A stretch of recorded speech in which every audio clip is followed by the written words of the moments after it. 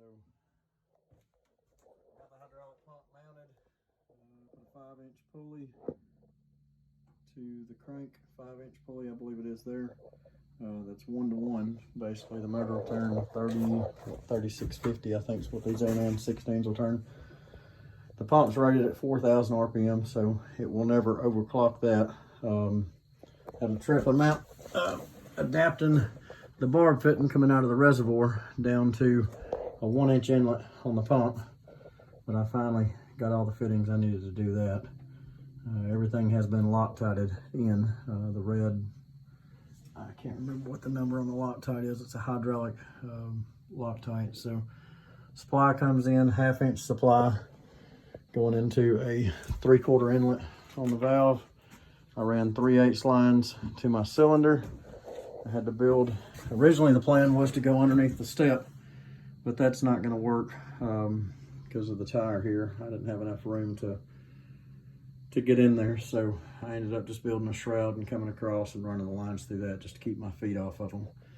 High-low lever still works. Cut it back far enough to where it would still be there. The cylinder is mounted underneath the fender, and of course goes into the 1-inch bar that everything's adapted on the new 3-point width. The seat, since I got rid of the gas tank there, I've got this it's like a 1.5 gallon tank here under the hood, and then a small just a Power Sports Gel 310 cold cranking amp battery. Works great. Everything's tucked under here. The seat did kind of a flip thing on it here.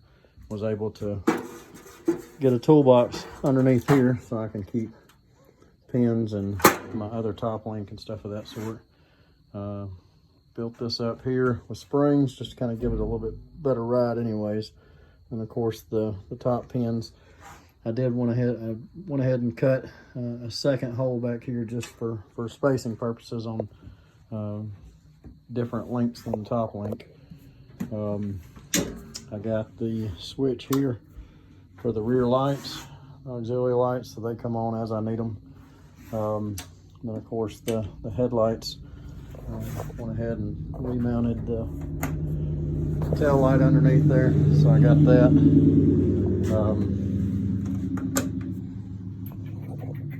Trying to think of what else. Oh yeah, I kept the original muffler, but with the exhaust coming out the bottom here, it was getting on these lines, and I didn't want to take a chance and burn a line up, so I welded the bottom holes up in the exhaust. I come in with a 2-inch hole saw here in the top and ran into the muffler, and then took a piece of 2-inch pipe and came up.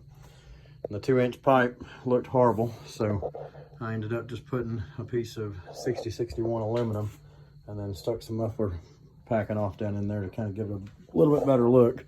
But at least that has that going up in the air now, and that stainless does look good coming out the top. So outside of that, I really can't think of much else that I've done. I did have one issue this afternoon underneath here with these pillar block bearings are mounted to a couple of pieces of steel put together, and I've got gussets on the edges just to kind of help any twisting that it may have. But right across the top of the back plate here, it was actually trying to rip that back plate out because of so much pressure. I was actually plowing my garden this afternoon, getting ready for next weekend to plant.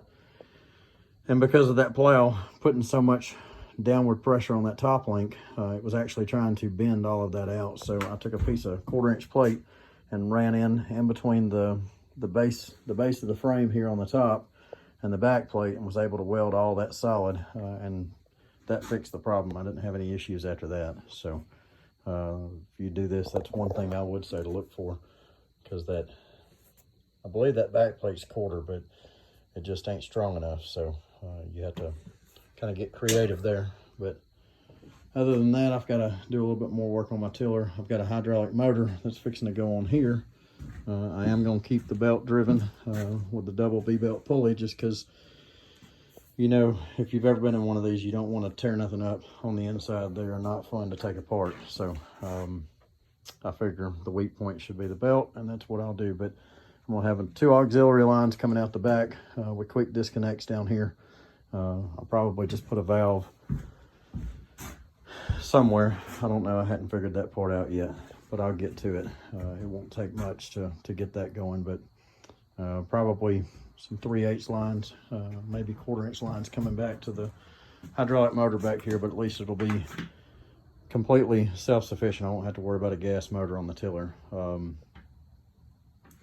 Other than that, that's really about it. Let me crank this thing up so y'all can see it.